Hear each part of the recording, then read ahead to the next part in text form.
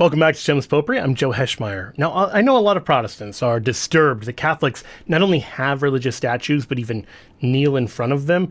And if you're used to reading the Ten Commandments in English, chances are that this looks like pretty blatant idolatry. I understand why people say things like this. All forms of idolatry and bowing down to the work of our own hands are grievous sins against God. Roman Catholics have made a mockery of the second commandment, thou shalt not make unto thee any graven image, or any likeness of anything that is in heaven above, or that is in the earth beneath, or that is in the water under the earth. Thou shalt not bow down thyself to them, nor serve them. So today I want to explore how this is both, on the one hand, a pretty bad misreading of the Ten Commandments. It doesn't say what it sounds like it says in English. And two, that this objection actually reveals something about worship that is true and something that is actually missing from a lot of evangelical worship services. So let's start with the biblical text itself. In Exodus 20, we're told not to make what is in English described as a graven image, and then we're told not to bow down to them. So let's start with this. What is this term graven image? Does the Bible forbid images? Well, the Hebrew word here is pesel. And if you ask people what it means, you're going to get a bunch of different possible definitions. Number one, that it means image, that all imagery is forbidden. Number two, that it actually means engraved image. So if you have like a picture of the saints, maybe that's okay, but not a statue. Number three is that it prohibits religious images. So, Geneva, Switzerland can have a wall of reformers where they have giant statues of Protestant reformers like John Calvin. But if those were in churches, then they would be a problem. Or number four, that it means idol. Now, the reason we know, so, taking at the outset, maybe the word means any of those four things. We know it doesn't mean the first three of them from the biblical context, because just a few chapters later in Exodus 25, God instructs the Israelites to create the Ark of the Covenant, and then above it to put two gold cherubim. And they're made out of gold, and they are literally engraved, and people are bowing down in worship before the Ark in front of these angels. So, unless God is contradicting himself, he is clearly not forbidding images, engraved images, or religious images as such. He is prohibiting idols. Now, it's true, an idol might be engraved, just like an idol might be woven, or hewn from a tree, or any number of other, it doesn't have to even be engraved. The issue here is not representational art. The issue here is idolatry. Pesel only and always means idol in this context. That's what the Bible is warning against. It is not warning against religious art like we see at the Ark of the Covenant or inside the temple or a number of other places. That's just not what the Ten Commandments are actually prohibiting. But second, what about the kneeling aspect? Because I get it. If you listen to that first clip, he says what's prohibited is idolatry and kneeling down before images, but that's not actually true. What it says is, you shall not bow down to them or serve them. Well, what is the them? The them are the pesels, the idols. And so, yes, by all means, Catholics and Protestants agree you should not make idols, you should not worship idols, you should not bow down to idols. But then the broader question is bowing down before anyone or anything other than God automatically and inherently worship? Because certainly it can be. No one's denying that bowing down before someone or something other than God might be worship. If you're bowing down before King Nebuchadnezzar's statue, that looks like worship in the context of the story in Daniel. But there are other times and places where maybe not. So let's start with this. In Exodus 12:27, the people bow their heads and worship. And as James Dunn points out in one of his books, this is actually an expression that this physical expression, prostration, kneeling, obeisance, more broadly, this can be an act of worship or it can be an act of respect, and you have to look at context. Because, for instance, Jacob prostrates himself before his brother Esau. He's not treating Esau as an idol. He's honoring him by prostrating himself before him. Likewise, Joseph's brothers, not knowing it's Joseph, do it before his brother because he's governor of Egypt. Numerous people do this to King David. And this is, by the way, not something the Bible is condemning. It is depicting this act of homage or reverence that exists in the culture. In 1 Chronicles 29, verse 20, the whole ecclesia, the whole assembly, worships, if you're going to translate it that way, the Lord and the King. Now, that would be idolatry if you understood that to mean literally divine honor is being given to the king. Obeisance is made, Dunn says, before angelic beings, and above all, obeisance is made before God. The point here is that this Greek word and the Hebrew word that it's translating, both the Hebrew and the Greek word, mean like to fall down, to do homage, to do obeisance. And so depending on context, that might be divine worship, or it might not be. So for instance, when the Magi come and they're bringing gifts, and it says they fall down and worship the child Jesus, they might literally be worshiping. They might just be honoring him as the king. It's not entirely clear from context which one it is, and people can debate it in either direction. Now, I want to be clear as well. This isn't just like a cultural thing where, oh, maybe people shouldn't have been doing that. Jesus speaks of this in a positive way in the book of Revelation to the church in Philadelphia, not the Eagles Philadelphia, the other Philadelphia.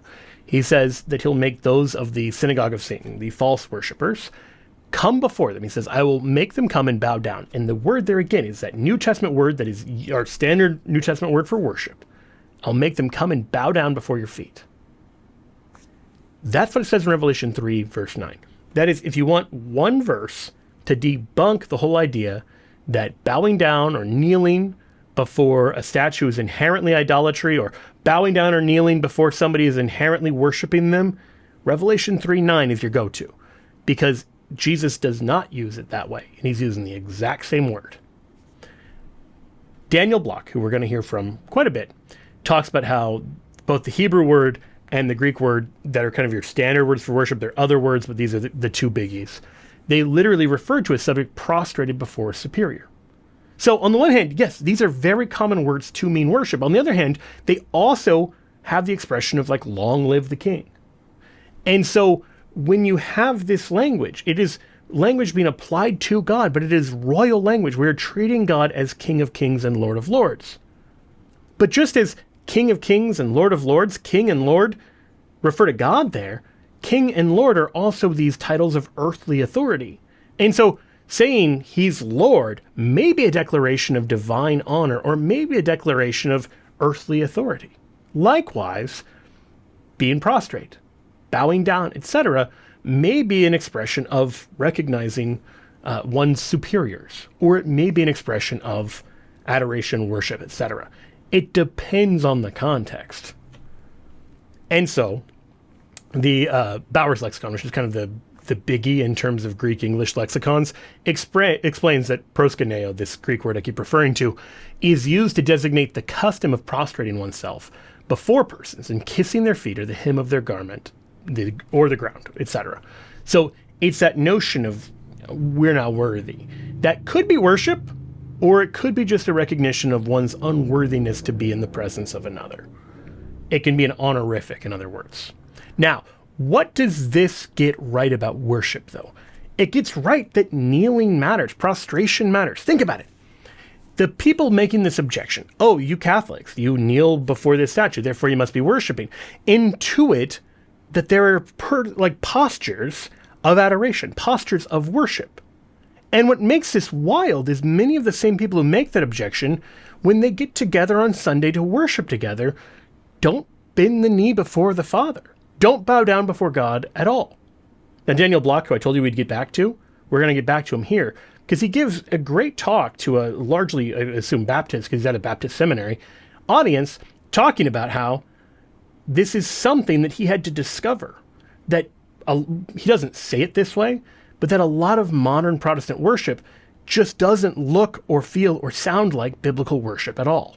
Through an exhaustive study of expressions associated with worship in the Bible, I've concluded that worship is far bigger than praise. Worship is far bigger than the English word worship, and certainly far bigger than music. To be sure, a recovery of biblical worship must begin with definitions. But both the Greek and Hebrew words usually translated this way have a much more specific meaning than our English word. Both hishtachawa and proskuneo, bear the specific sense of physical prostration before a superior. We'll have more to say about this in a moment. But worship is more than genuflection. It also involves other physical gestures. It involves a disposition. It involves cultic service. And it involves life itself. So think about what Block just said. That biblical worship involves things like genuflection, prostration, kneeling, and sacrifice, cultic service.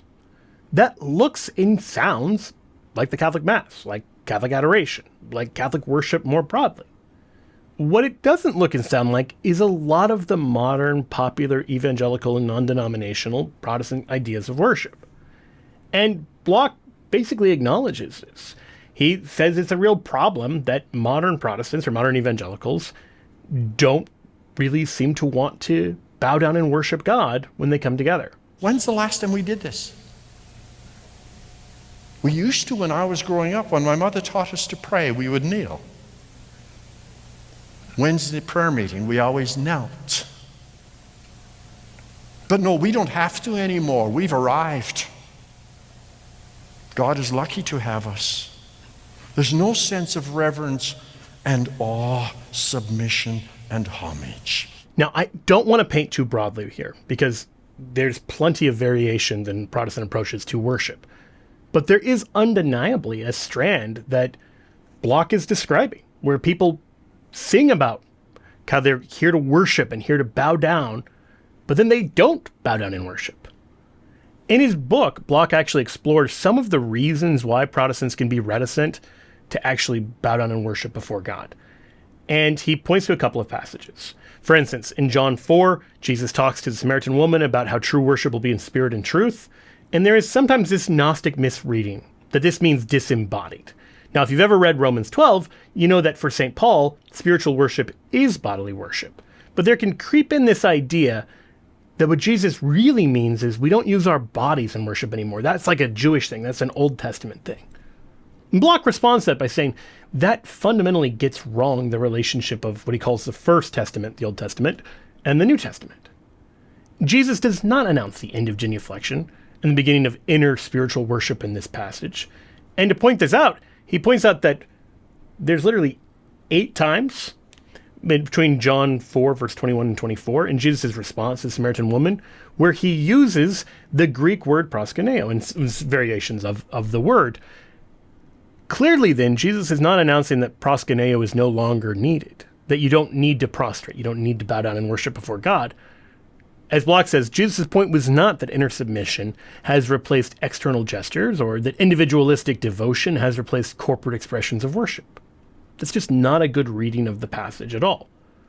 But then he gets to what I think is even more at the heart. He says many evangelical churches resist physical prostration as an expression of homage and submission before God. This resistance represents both an unfortunate overreaction to what he calls Roman Catholic abuses and the arrogance of our culture. Like, we don't want to bend the knee to anyone. And so he concludes, although genuflection before a superior is universally recognized as a legitimate expression of respect, Western culture, impatient with expressions of deference, has discarded these millennia-old symbolic gestures. Catch that bit, because this is exactly where the problem is. If you're a Western Christian, you probably have been brought up in a culture, well, certainly if you grew up here, you did, that is really uncomfortable with the idea of prostrating oneself before a superior, an earthly superior. Not because of a tremendous love of God and this is reserved to God alone, but because of Western-style individualism. And so these expressions that were perfectly at home in the biblical times, in the biblical cultures, feel very foreign and uncomfortable to us, not because we're holier, but because we're more selfish, arrogant, and individualistic. And so we don't want to acknowledge anyone in the way that Jacob acknowledges Esau. We don't want to acknowledge anyone in the way that Reuben acknowledges Joseph, right? That's just something that makes us uncomfortable. That's the real issue here, not anything the Ten Commandments says. So, final thoughts here on the inner and outer postures of worship. One of the objections I've heard that I find very strange is I've had multiple Protestants say, yeah, but how can I tell if my Catholic neighbor is worshiping that statue or not? It looks like idolatry to me. And the response biblically is, man looks on the outward appearance, but God looks on the heart. We are not called to be able to judge our neighbor by his external posture of worship. So I want to reiterate, I think the external postures of worship matter. The Bible thinks the external postures of worship matter. But God alone knows the heart. The place we don't want to end up is the Pharisee in Luke 18, where he imagines he's praying, but he's really praying to himself about how he's better than his neighbor because his neighbor is a tax collector, an extortioner, that sort of thing. You don't want to sit there and worship and be like, I'm better than my neighbor who has a different physical posture than I do. And that applies to both Catholics and Protestants. Protestants, stop judging rashly your Catholic neighbor as an idolater because he genuflects before a statue or kneels or whatever. That physical posture doesn't give you the right to try to judge his heart. You can't do that. On the other hand, Catholic, don't judge your Protestant neighbor just because he doesn't bow the knee before God. Doesn't mean he doesn't worship God. It does mean that there's a biblical way of worshiping that he's refusing to do or failing to do. So we can't take that next step and say that's a moral failing. Maybe he doesn't know. And so I'd just close with that. Like, don't judge your neighbor for that, but do know that as Christians, we are called, as St. Paul says, I bow my knee before the Father. In Ephesians 3 and in Philippians 2, at the name of Jesus, every knee should bow. And so if you are a Christian, you should reclaim this Christian posture of submission and respect for our superiors. This means both the saints, but even more so to God. Like, if you're not bowing before God, if you're not prostrate before God, let's work on that first. And then you have the cultural framework to make sense of why it's okay and not idolatry to bend the knee and bow before a saint. For Shameless Popery, I'm Joe Heschmeyer. God bless you.